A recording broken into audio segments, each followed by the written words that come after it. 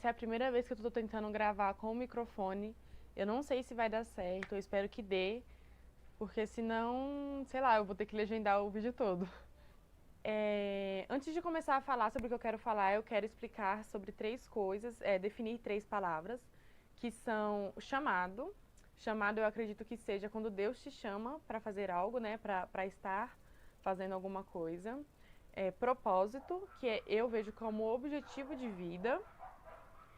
E dons, que são aptidões, virtudes, são coisas que você tem mais familiaridade e facilidade em fazer. E eu queria definir essas três palavras para continuar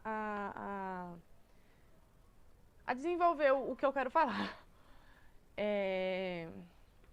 Algum tempo atrás eu li uma frase e ela era assim: Deus não tem filhos preferidos, tem propósitos diferentes. E eu fiquei pensando muito sobre isso. Por quê? Porque eu tinha a mania de... Eu tenho a mania de me comparar. Por exemplo, fulano tem 19 anos e já viajou meio mundo pregando o evangelho. E eu fiz o quê? Nada. Não consigo nem falar do amor de Deus pro meu vizinho. Fulano tem 20 anos e já tem sei lá, uma igreja e não sei o quê. Fulano... E isso é algo que eu acredito que muita gente faça, que é comparar, pegar por idade também. Eu tenho a mesma idade que fulano e fulano fez um curso para ajudar adolescentes a não sei o quê. E isso é uma coisa que, pelo menos eu já fiz muito. Só que não é algo legal a se fazer. E quando eu li essa frase, foi uma frase que realmente meio que explicou algo que eu necessitava de explicação e eu não sabia. E principalmente eu comecei a olhar para as coisas de outra forma. Por exemplo, Deus deu para cada um propósito. Não é porque fulano tem 19 anos e está fazendo 1000 coisas que você tem que fazer também. Para começar, a sua história de vida nem é igual a de fulano. E Deus não precisa só de, sei lá, só de missionários, só de pastores. Porque se só tiver missionários e pastores, o que acontece com a igreja? Vamos falar o templo mesmo. O que acontece com o templo? Se só tiver pastores e missionários, quem limpa o templo? Se só tiver pastores e missionários, quem é o cara do som? Então, Deus, ele dá para cada um o que é necessário para que aquela pessoa possa atuar no reino de uma forma que em conjunto, né? E eu percebi muito isso porque, pelo menos aqui, no acampamento que tem, não adianta todo mundo ir só para receber se não tiver a irmã Osana para cozinhar pra gente. Gente, se não tiver a irmã Osana, se a irmã Osana não for, não tem acampamento. Porque quem vai cozinhar, sabe? Tem que ter alguém para fazer algo algo diferente do que os outros estão fazendo. Não tem só que ter pregador. Se só tiver pregador, quem vai louvar? Se só tiver ministro, quem vai, sei lá, varrer o templo? E é algo que eu não tinha notado antes, que eu queria fazer as coisas que os outros estavam fazendo, que os outros que são visivelmente públicos, né? São públicos são vistos, eu não sei explicar, mas, por exemplo, eu queria estar agora, sei lá, em Israel, e não é assim. Talvez o que Deus tem pra mim não seja ir para Israel. Talvez o que Deus tenha pra mim seja cozinhar para os adolescentes no acampamento, sabe? E entender isso é uma coisa muito reconfortante, porque Deus não nos deixa desamparados. Tem uma passagem em Romanos 12 que eu achei ela muito importante, que fala sobre os dons. Cada um tem um dom dado por graça. Que se você tem o dom de profetizar, profetize. Se você tem o dom de servir, sirva. Se você tem o dom de ensinar, ensine. Então, o que seriam das crianças, o que seriam dos pais de crianças se não tivessem os professores de escola dominical, os professores no culto à noite, para deixar as crianças? Eles não conseguiriam prestar atenção no culto. Então, é algo importante ter diversas pessoas fazendo diversas coisas diferentes. Não é só o pastor que é importante, sabe? E sobre a comparação, eu já fiz um vídeo sobre isso também, mas me remeteu muito à história de Saul e Davi, que no meio da história lá, né, eles fizeram uma música, o povo fez uma música para Davi e para Saul, né, homenageando eles.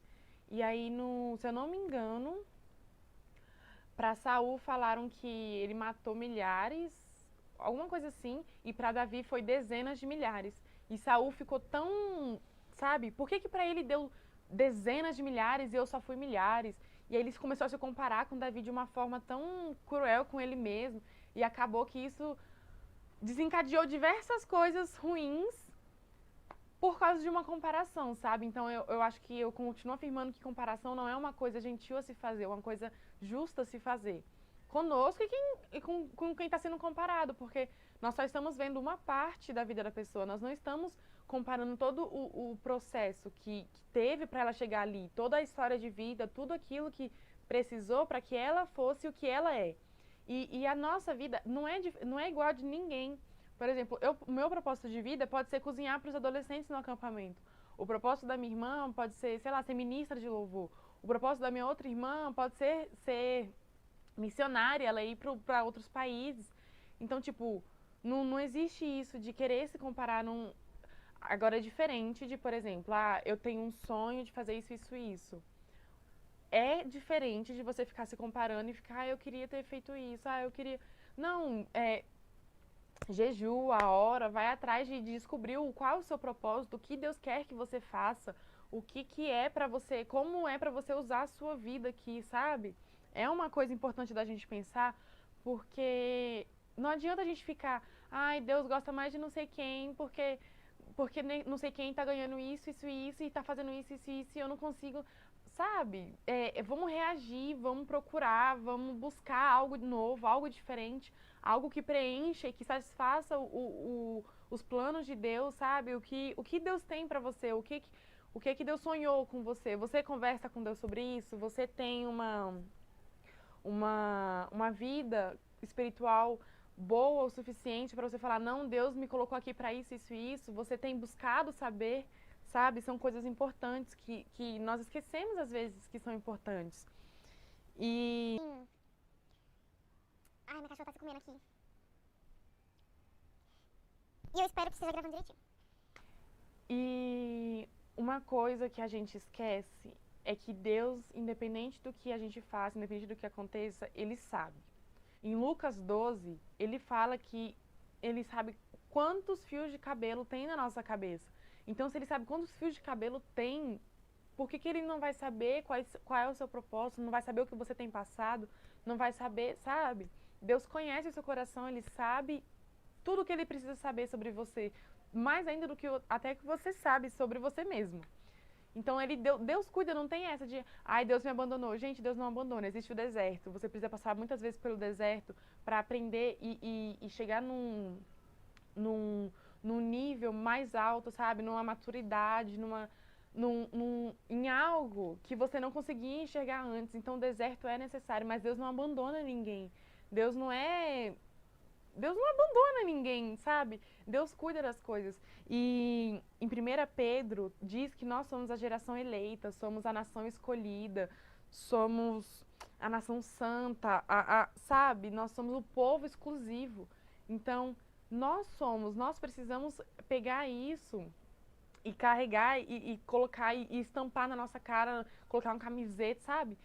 Para passar para as pessoas o entendimento de que nós somos a nação eleita, nós somos o povo exclusivo, não existe.